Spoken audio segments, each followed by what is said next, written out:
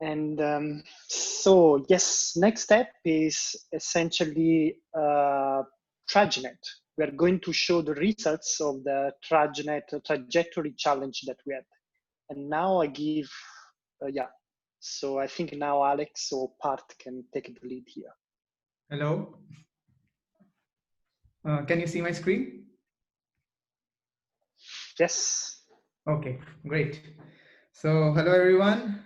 So now we are moving to the section of TrajNet++, which is the trajectory forecasting challenge, which was a part of the long-term human motion prediction workshop. It is a work by me with my lab mate Sven Chris under the advice of Professor Alexander Alahi. So all the speakers have well motivated the need for human trajectory forecasting and the challenges of human trajectory forecasting. So I'm just going to define it once here that in this challenge, you are supposed to do the task that you're given the past trajectories of all the pedestrians in the scene, and you're supposed to predict the most likely future trajectories which conform to the social norms. And I've shown a toy example below. And I would like to just stress that in this challenge, we are focusing more in crowded scenarios. So the interactions which take place are between different humans or different agents and not between agent and space. And I'll just give a short motivation of why did we keep this challenge and what properties does it have.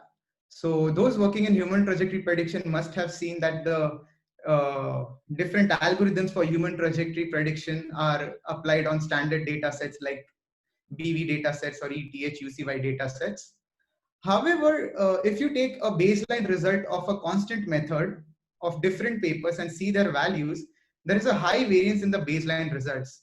And the reason for this lies in that there are different data processing techniques.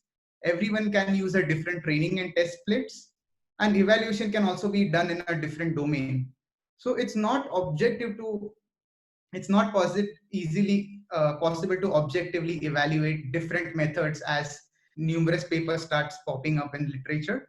And also there isn't one place where there is a uniform and extensive evaluation. And this motivated us for the trajectory based benchmark, which we call TrajNet++, where we first give a defined trajectory categorization so that we can essentially sample those trajectories where actually human-human interaction is taking place. And then we can make an explicit training and testing split on which all the different methods can compare themselves. And moreover, this is one place where you can get all the standard as well as novel metrics, which can cover single mode predictions as well as multimodal predictions in one place.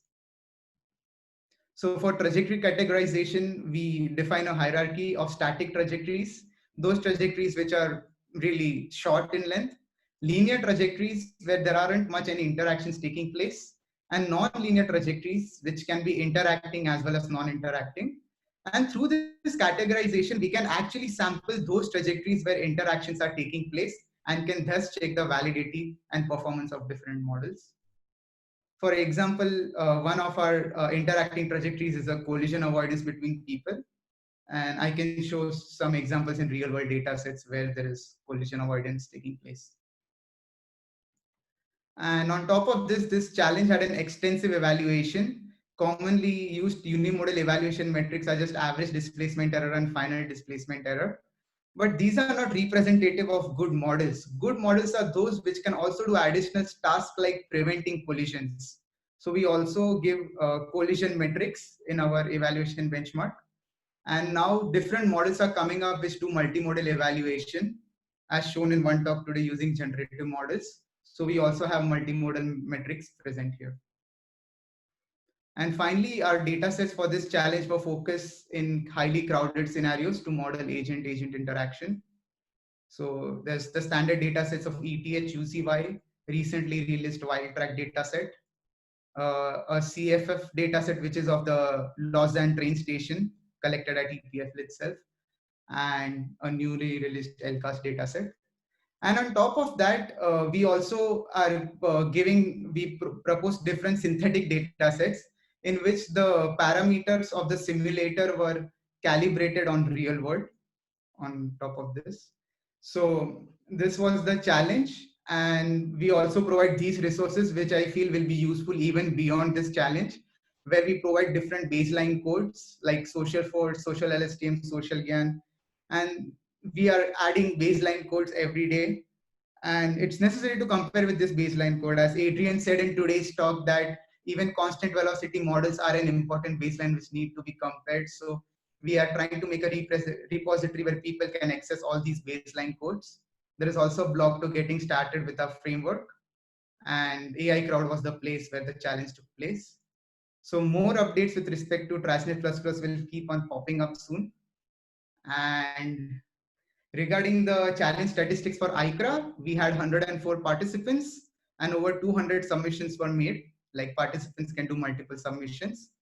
And at first place, we have the winner Jiahe Kao from Jiang University. And the second place, we had Cheng Hao from Leibniz University. And now I would give the floor to them to present their winning methods. So Jiahe Chao, if he's here, he can start present. He can. I'll stop my screen sharing. Yeah.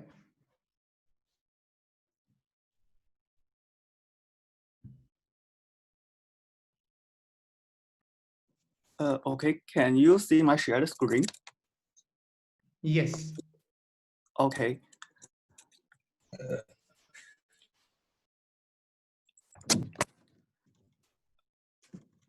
Hi, everyone. My name is Zhu Yanliang, an engineer from the Meituan Dianping Group, and my job is to enable an autonomous driving vehicle to predict the future trajectories of surrounding intelligent agents. So I'm glad to introduce our. 1 second. Your screen is again not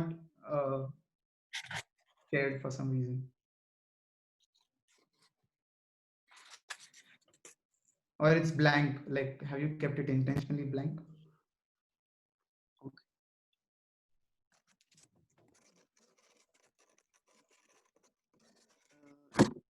Now okay. Luigi, can you see the screen? I just maybe. No, actually, no. It's a black screen. So, yeah. Maybe you can exit the full screen visualization Yeah, here. Yes, and now it's okay. Maybe you can just show them like that. Yeah. Yes. Okay, okay. Yes, Okay. Hi, everyone. My name is Yanliang Zhu, and an engineer from the Meituan Dianping Group. And my job is to enable an autonomous vehicle to predict future trajectories of surrounding intelligent agents. So I'm glad to introduce our method for trajectory forecasting in the ICRA TrajNet Challenge. On behalf of my teammates Cao Jiahe, Dr. Qian Deheng, and Dr. Ren Dongchun, I will present this work, trajectory forecasting for multiple intelligent agents in dynamic scene.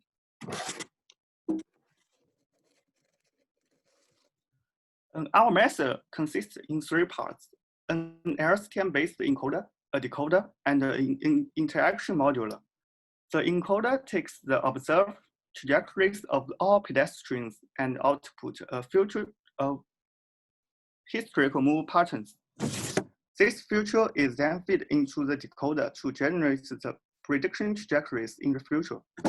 Moreover, to understand the social behavior in the dynamic environment, an interaction module is devised to model the collective inference among all agents in both the encoding and the decoding stages. This is the main structure of our network, and I will describe each part in more details. Specifically, at each observed step, the interaction module first embeds the precision and the LSTM hidden states with an MLP and a max polling operation. Then the 2 embedded tens will be concatenated and fed into a GRU cell to extract a special temporal representation. This representation is called the global filter, which aims to capture the collective interactions among all pedestrians.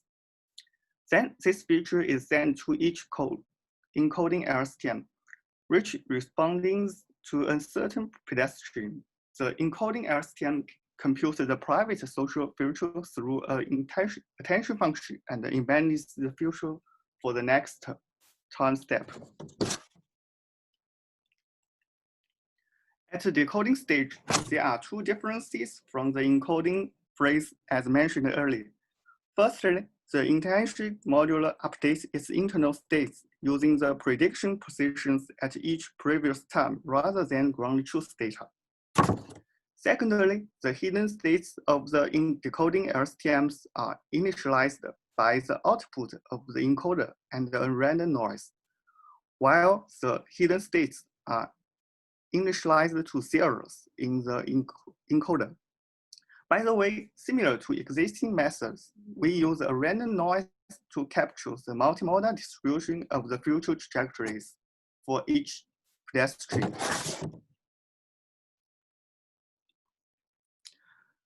We also introduced some data pre-processing and post-processing skills to improve the prediction performance. It is very important to analyze the data distribution between the training sets and the testing sets.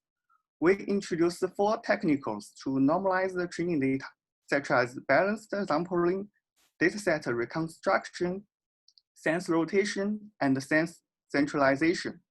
Besides, we also perform 2 post-processing techniques to correct the prediction trajectories. In each test set, we will strictly constrain the prediction trajectories within a visible area of the scene, and order the trajectories using non-maximum separation algorithms. Finally, to automatically search for optimal high parameters, we use 5-fold cross-validation and grid search training strategy. Above-mentioned techniques help us gain a better prediction performance in the challenge. Oh, that's all. Thank you.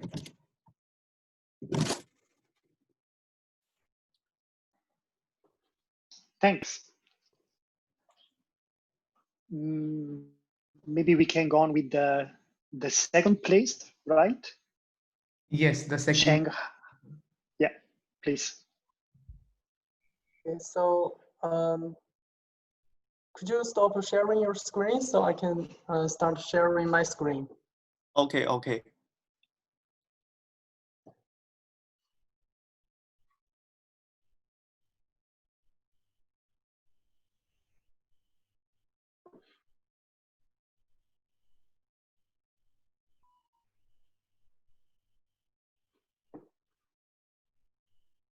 Yes, we can see it. Okay, thank you very much for the invitation, and I would like to thank for the providing for the dataset, because I found that this dataset is really useful for my study and also research. So I would like to give the presentation about what we have been doing for the challenge. I'm Hao Chen, and this work was done by my colleague Wei Nu and Wentong Liao together. So we are from Leibniz University, Hannover, Germany. So first of all, actually we found this challenge very difficult because the trajectories in the challenge datasets actually have various sequence lengths. So in each dataset, there are a lot of different scenarios, and in each scenario, there is a primary pedestrian, which always has like 9 steps for observation. However, there are many other trajectories which may have or may not have a 9 step for observation. For example, some trajectories have no observation in the start steps, and some trajectories have no observation in the end steps. And those trajectories are very problematic for this task. And here is a visualization from the DVETH dataset. So what we have done is that we only predict the trajectories for primary pedestrian, non-primary pedestrian, but with the complete trajectory observations like 9 steps, and trajectories only have no observation in the beginnings. So we discarded the trajectories which have no observation in the end steps because there is no information that we can leverage for trajectory prediction. then we apply linear interpolation for all the trajectories, so they all have 9 steps to be observed. We use 3 types of information for this task. The motion information, which is the offset in XY coordinates at each time step for each agent, and the interaction information, which denoted by the occupancy map. We can just calculate the occupancy map based on the distance and the heading angle between the target agent and the laboring agents. And the scene information, so here actually scene information is quite different from the image visual information. We derive the scene information based on the speed, orientation, and the position from all the agents, and put them together, treated as the image information. From the visualization, actually, we can see some interesting patterns. For example, some areas, agents tend to travel in constant direction, and some areas are denser than the other areas. So for this task, we built several models.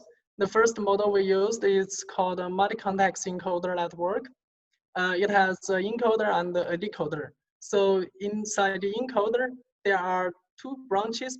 The first branch is used to encode the observation information from the first 9 steps, and the second branch is used to encode the future trajectory, future information based on the ground truth. And we encode this information into a latent space, which has a latent variable called Z, and this latent variable is forced to be a Gaussian distribution. And we train the decoder using the observed information and also the latent variable Z. So during inference time, because we don't have information for the future trajectory, then we just use the trained encoder to encode the observation information and also sample a latent variable from the Gaussian distribution and use the trained decoder to predict future trajectories. When we trained this model on some data set, we found that actually it works very well during training. But the problem is that because we use the scene context information, the model actually overfits relatively fast for some particular data set. It has a limited generalization ability on different scenes. So what we have done is that we just removed the second and the third type of information, namely the interaction information and also scene information. And we just train vanilla STM. We trained this model based on the real data and use the student data for validation. It was very surprising to receive this invitation because actually after training the vanilla STM, we discovered this overfitting problem, so we didn't really work on this particular challenge data set, but we wanted to solve the problem of overfitting. What we have done is that we removed the scene information and replaced the occupancy map by the dynamic maps.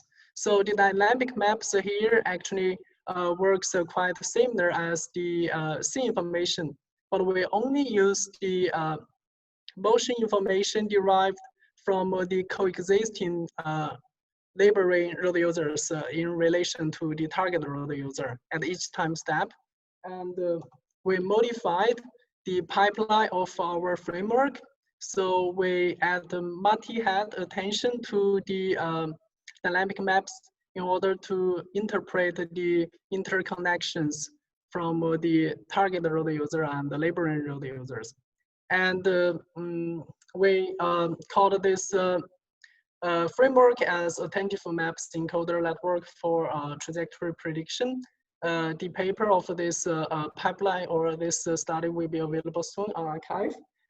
We also tested the model on the TrajNet benchmark. Surprisingly, we also got a very good performance on this benchmark. So that's the presentation, the end of my presentation. If you have any questions, please feel free to contact me. Thank you very much.